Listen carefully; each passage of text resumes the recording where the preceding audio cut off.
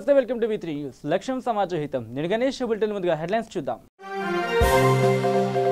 మా ఎన్నికల్లో నరేష్ భారీ విజయం 69 ఓట్ల ఆధిక్యంతో నరేష్ గెలిచినట్లు ప్రకటించిన ఎన్నికల అధికారి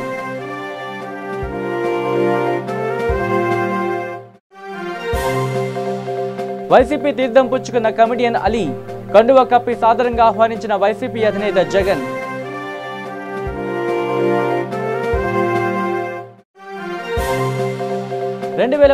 సార్వత్రిక ఎన్నికలకు కేంద్ర ఎన్నికల కమిషన్ షెడ్యూల్ విడుదల 10 లక్షల పోలింగ్ స్టేషన్లు ఏర్పాటు చేస్తున్నామన్న సునీల్ అరోరా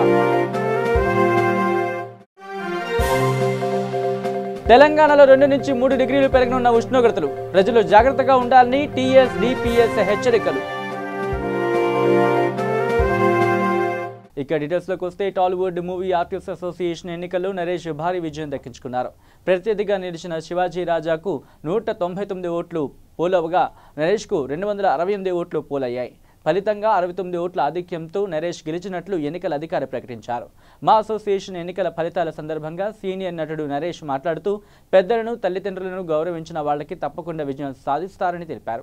ఇక మా జనరల్ సెక్రటరీగా జీవిత రాజశేఖర్, ఎగ్జిక్యూటివ్ వైస్ ప్రెసిడెంట్గా రాజశేఖర్, ఉపాధ్యక్షులుగా ఎస్వి కృష్ణారెడ్డి, హేమ, ట్రెజరర్గా రాజీవ్ కనకాల, జాయింట్ సెక్రటరీగా గౌతమ్ రాజు, శివబాలాజీ విజయం సాధించారు. వీళ్ళలో మొదటి నుంచి తనకంటూ ప్రత్యేకతను చాటుకున్న నటి హేమ స్వతంత్ర అభ్యర్థిగా పోటీ చేసి గెలిచారు.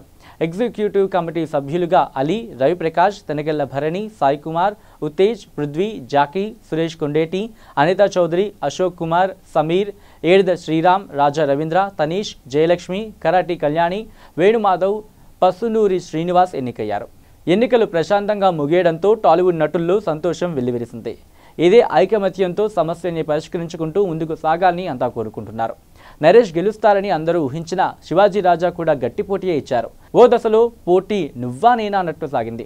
మాలో మొత్తం 745 మంది సభ్యులు ఉండగా వారిలో 472 మంది మాత్రమే ఓటు వేశారు. అయినప్పటికీ మా ఎన్నికల చరిత్రలో ఎక్కువ పోలింగ్ నమోదవడం ఇదే తొలిసారి.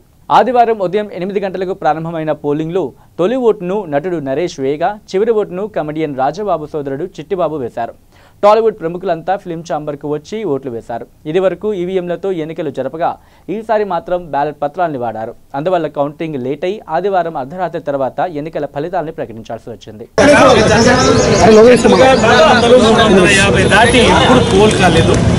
సెలబ్రిటీస్ చాలా మంది చాలా సార్లు రాలేదు.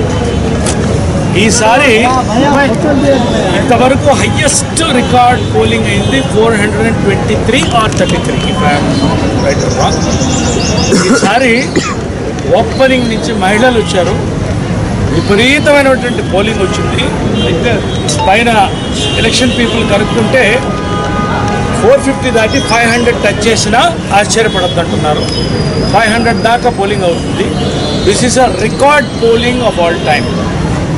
జనరల్గా ఇంత పోలింగ్ వస్తే ఒక మార్పు కోరుకోవాలని అనుకుంటారు. జనరల్ ఏదో మార్పు కోరుకునే ఓటు వేయడానికి ఇస్తున్నారు. ఎవరు గెలిచినా ఇది ఒక మార్పుకు ఓటు అని మేము భావిస్తున్నాం. ఎవరు గెలిస్తే సంతోషం. ఇక కమెడియన్ అలీ పొలిటికల్ ఎంట్రీ అంశం రోజుకో మలుపు తిరిగింది. ఆయన ఏ పార్టీలో చేరుతారో అనే దానిపై జోరుగా చర్చ సాగింది. గతంలో వైసీపీ అధినేత జగన్తో భేటీ అయిన తరువాత ఆయన పార్టీలోకి వస్తారని అందరూ భావించారు. కానీ అనూహ్యంగా ఆయన చంద్రబాబును కలిసి అందరినీ ఆశ్చర్యానికి గురిచేశారు. అయితే ఇప్పుడు అలీ తన పొలిటికల్ ఎంట్రీకి సంబంధించిన ఒక నిర్ణయానికి వచ్చారు. ఆయన వైసీపీ తీర్థం పుచ్చుకోవాలని డిసైడ్ అయ్యారు. ఈ నేపథ్యంలో ఆయన హైదరాబాద్ లోటస్ పాండ్లో ఉన్న జగన్మోహన్ రెడ్డితో కలిశారు. వైసీపీ అధినేత, ఏపీ ప్రతిపక్ష నేత వైఎస్ జగన్మోహన్ రెడ్డి సమక్షంలో అలీకి వైసీపీ కండువా కప్పి జగన్ పార్టీలోకి సాదరంగా ఆహ్వానించారు. ఆయన కాకినాడలో వైసీపీ సమర శంఖారావం ఉండడంతో అలీని ఆ పార్టీ అధినేత పార్టీలోకి ఆహ్వానించారు. అనంతరం వైఎస్ జగన్ కాకినాడ బయలుదేరారు.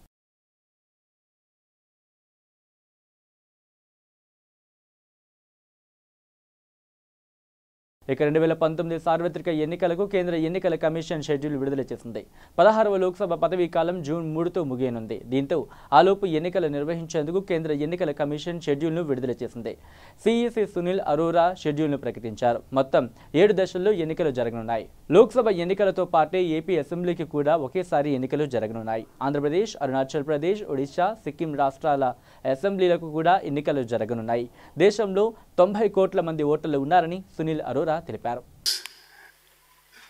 In order to talk about the expenditure monitoring.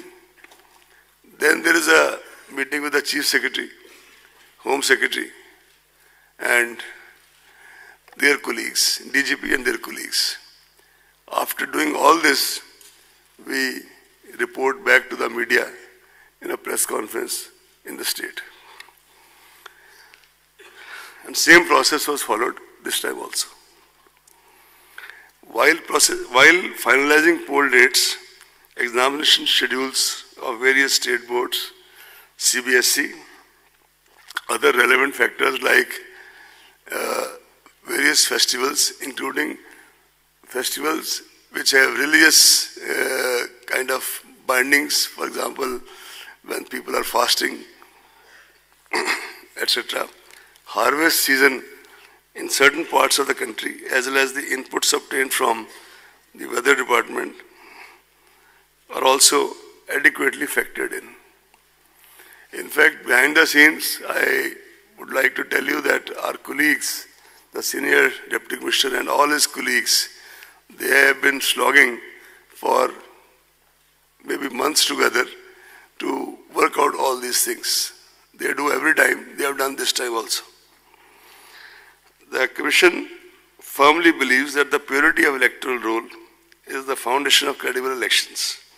We have been constantly monitoring the health of the rolls in the country, and after the introduction of Aeronet, now we have a pan-India monitoring systems here in Delhi. The electoral rolls have been revised with reference to 11-2019 as qualifying date. Process of continuous updation shall continue till the last date of filing nominations. Total electorate in the final published roll would be in the vicinity of 900 million compared to 814.5 in 2014. This marks an increase of 84.3 million voters since 2014. There are 15 million voters in the age group of 18 to 19. 38,325 third gender others. 71,735 overseas electors. Service electors more than 1.6 million. 99.36 electors have EPIC cards. 23 states and UTs have 100% EPIC coverage. The Commission continues to try the maximum coverage of EPIC still. In this direction, some major initiatives were taken. VVIP, Voter Verification and Information Program, launched to aid voters in checking their names in the rolls. Toll-free 1950 for checking names through SMS. Special camps organized for enrollment of eligible voters who are left out. No suo motu deletion of names after final publication of electoral roll is permitted. No deletion modification after 10 days of announcement of elections without prior approval of the Commission. Official voter slips, including those in Braille for our voters, for persons with disability voters. This is distributed or shall be distributed at least 5 days before the poll to all enrolled voters. This process is rigorously monitored and schedule of distribution shared with the public representatives. In fact, at every stage, all these things are shared with the public representatives. However, we would like to make it clear that photo voter slip issued at the last minute shall be used for guidance, but not as a proof of identity in the polling stations. We have already given a very detailed ad 2-3 days back that that slip will not be the proof of identity, but there are 11 other options which can be used to cast your vote, provided, of course, the name is on the electoral roll. A voter's guide in vernacular English is being handed over in these elections to every household, giving all relevant information. On the ballot unit below the name of the last candidate, there will be a button for nota option for the voters who do not wish to vote for any of the candidates. And as an additional measure to eliminate confusion in the minds of our voters, where you press the button in front of that, there is a photograph of the candidate also, so that you make a more conscious choice, seeing the photograph of the candidate for whom you want to vote. Voter assistant booths will be set up at every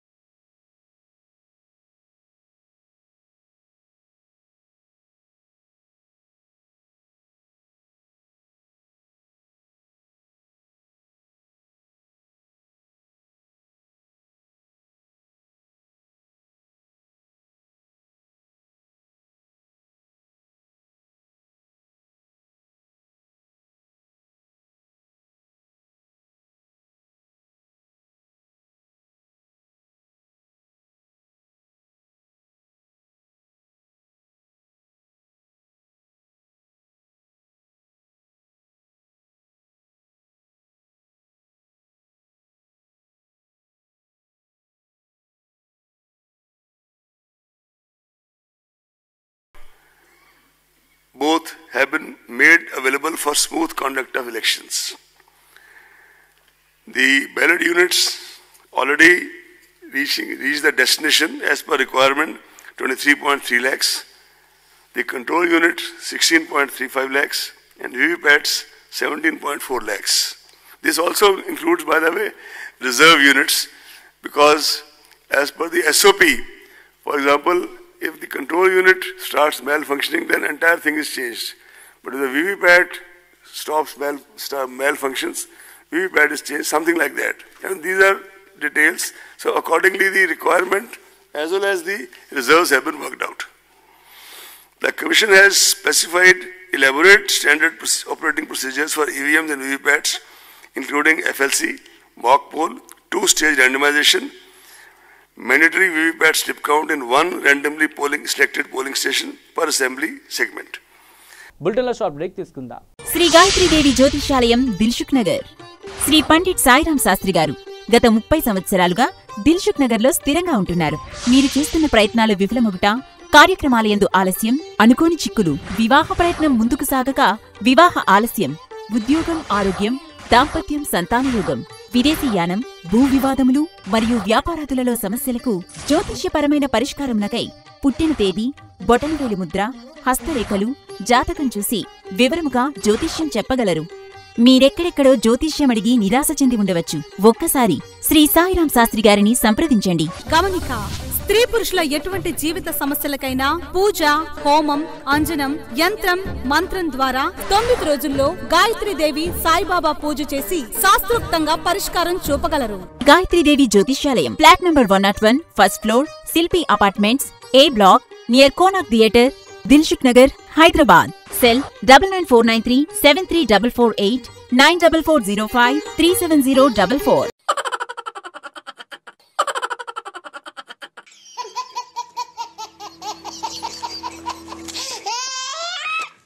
గిలిగిలిగా ప్రతిరోజు ఉదయం 11 గంటలకు, తిరిగి రాత్రి 9:30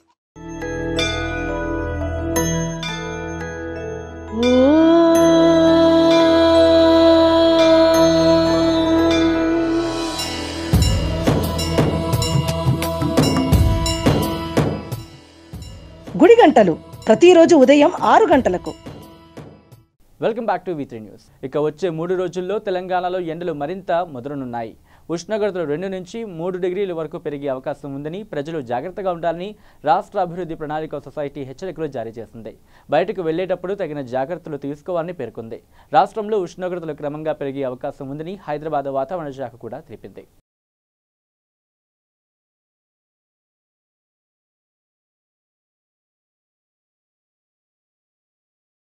ఇక gangster Nayeem చనిపోయినా అతని అనుచరులు బ్రతిగా ఉన్నారు. ఆ ప్రభావం ఇంకా ఉంది అని సిపిఐ జాతీయ కార్యదర్శి నారాయణ తెలిపారు.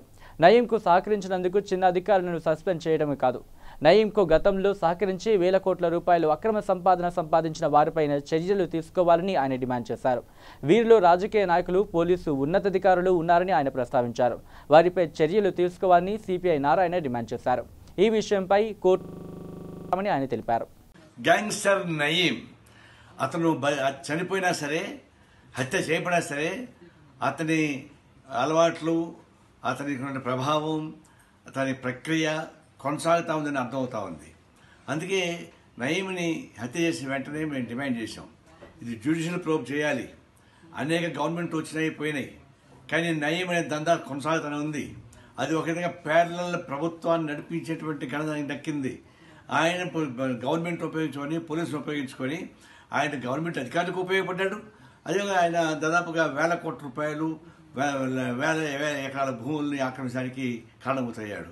కాబట్టి ఇవన్నీ జ్యుడిషియల్ విచారణ సాగించడం ద్వారా ఏ స్థాయి అధికారులు వీరికి సహాయపడ్డారో, ఎంతంత భూములను ఆక్రమించాడో, ఎంత డబ్బులు సంపాదించాడో, ఎంతమందిని చంపాడో, ఎంతమంది హరాస్ చేశాడో, ఇవన్నీ బయట రావాలని చెప్పి అన్నాం. ఇవన్నీ బయట రాకుండా పోతే నయీం చనిపోయిన అనేక నయీంలు మళ్ళీ పుడతానే ఉంటారు. ఇంకా నయీం చాలా కొనసాగుతూనే ఉన్నాయి. ఇప్పుడు పోలీస్ ఆఫీసర్లు ఇద్దరిని యాక్షన్ తీసుకున్నారు. మేము చెప్పేది ఏంటంటే, మీరు choose and select and hit, మీరు సెలెక్ట్ చేసుకొని మీకు అనుకూలంగా ఉన్న వాళ్ళని కాపాడుకుంటూ, మీకు అనుకూలంగా లేని వాళ్ళని తప్పనిసరి పరిస్థితుల్లో చిన్న చిత్తక అధికారులపైన యాక్షన్ తీసుకున్నారు తప్ప మీరు పొలిటికల్ లీడర్స్ మీద యాక్షన్ తీసుకోవడం లేదు. రాజకీయ నాయకులు ప్రముఖుల దానిలో ఉన్నారు, ఐఏఎస్ ఐపీఎస్ ప్రముఖుల దానిలో ఉన్నారు. వాళ్ళంతా వదిలిపెట్టి చిన్న చిత్తక మీద యాక్షన్ తీసుకోవడం అనేది ఇది కరెక్ట్ కాదు. ఇప్పటికైనా మేము ఇప్పటికే సుప్రీం హైకోర్టులో కేసు వేసాం. దీన్ని ఇక హైదరాబాద్ తాజకృష్ణలో మగువల మనసును దోచే విభిన్న రకాల జ్యువెలరీ డిజైన్లతో ది స్టేట్మెంట్ షో అద్భుతంగా నిర్వహించారు. ఈ ఎగ్జిబిషన్లో స్టోన్ జ్యువెలరీ, రాయల్ లుక్ ఇచ్చే కుందన్ జ్యువెలరీ, నవాబుల కాలం నాటి డిజైన్ జ్యువెలరీని పొందుపరిచారు. నగరంతో పాటు ముంబై, జైపూర్, కోల్కతా, సూరత్, ఢిల్లీకి చెందిన లగ్జరీ జ్యువెలరీ బ్రాండ్స్ ఈ ఎగ్జిబిషన్లో కొలువుదీశారు.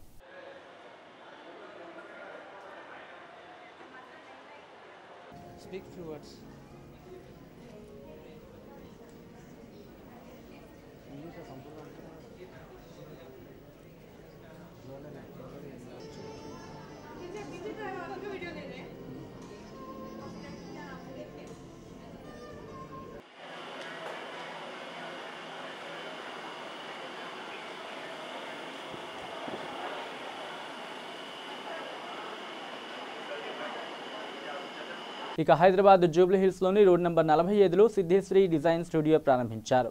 ఈ సిద్ధేశ్వరి డిజైన్ స్టూడియోకి బ్రాండ్ అంబాసిడర్గా సినీ నటి అక్షిత శ్రీనివాస్ ఈ కార్యక్రమానికి ప్రత్యేక ఆకర్షణగా నిలిచారు.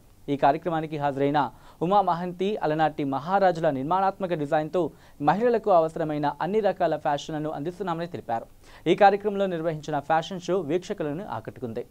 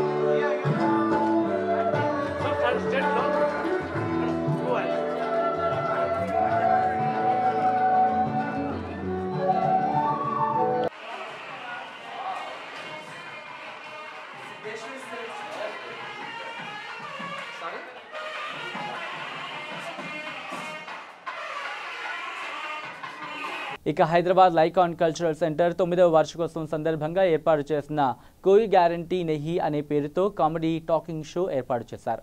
ఈ సందర్భంగా బాలీవుడ్ డైరెక్టర్ విపిన్ భాతి తన వాక్ చాతుర్యంతో అందరినీ నవ్వించి అలరించారు.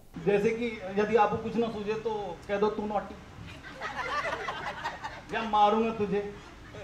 बहरहाल हुआ ये कि लेट 80s में जब ये अभिषेक 5 या 6 साल का था तो साहिबाबाद की जो आंटियां थी, आंटियों का नाम कभी उनका नाम नहीं बोला जाता था, उनका नाम पति के नाम से ही जोड़ा जाता था, वो भी उनकी कास्ट से। उदाहरण के लिए Mahendra aunty, Bhargav aunty, Agarwal aunty, Malhotra aunty. तो ऐसी 4 आंटियां हमारे घर पे आई हुई थी।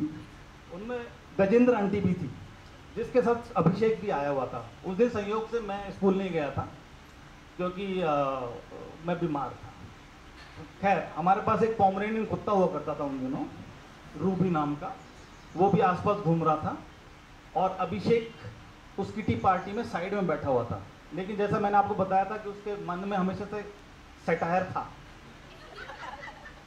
तो वो उस सटायर वाले अंदाज में बैठा हुआ था।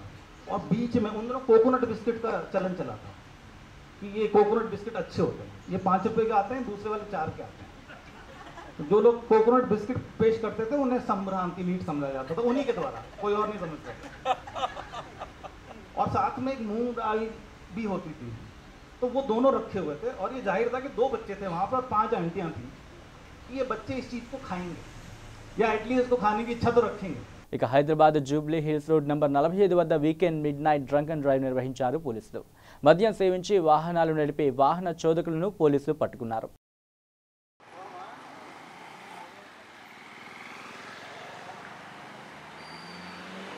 కొంచెం జరుగు బ్రదర్.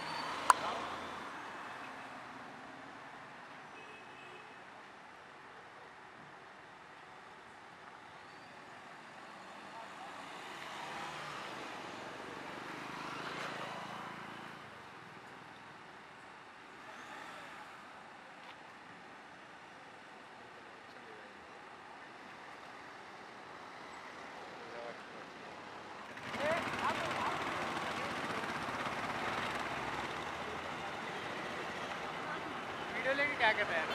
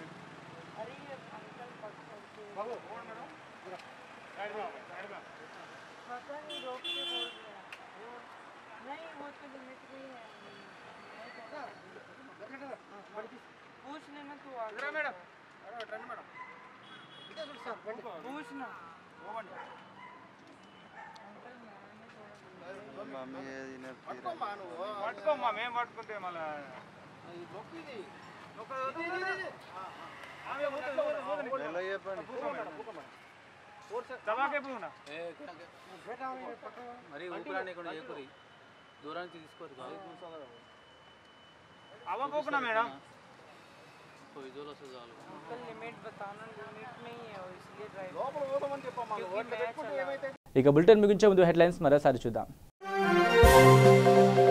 మా ఎన్నికల్లో నరేష్ భారీ విజయం, 69 ఓట్ల ఆధిక్యంతో నరేష్ గెలిచినట్లు ప్రకటించిన ఎన్నికల అధికారి.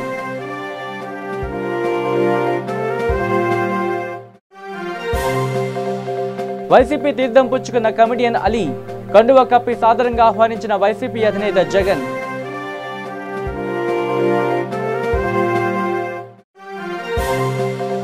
రెండు 2019 సార్వత్రిక ఎన్నికలకు కేంద్ర ఎన్నికల కమిషన్ షెడ్యూల్ విడుదల, 10 లక్షల పోలింగ్ స్టేషన్లు ఏర్పాటు చేస్తున్నామన్న సునీల్ అరోరా. తెలంగాణలో 2 నుంచి 3 డిగ్రీలు పెరగనున్న ఉష్ణోగ్రతలు, ప్రజలు జాగ్రత్తగా ఉండాలని టీఎస్డీపీఎస్ హెచ్చరికలు. ఇవి bulletin updates. Keep watching V3 news. లక్ష్యం సమాజ హితం.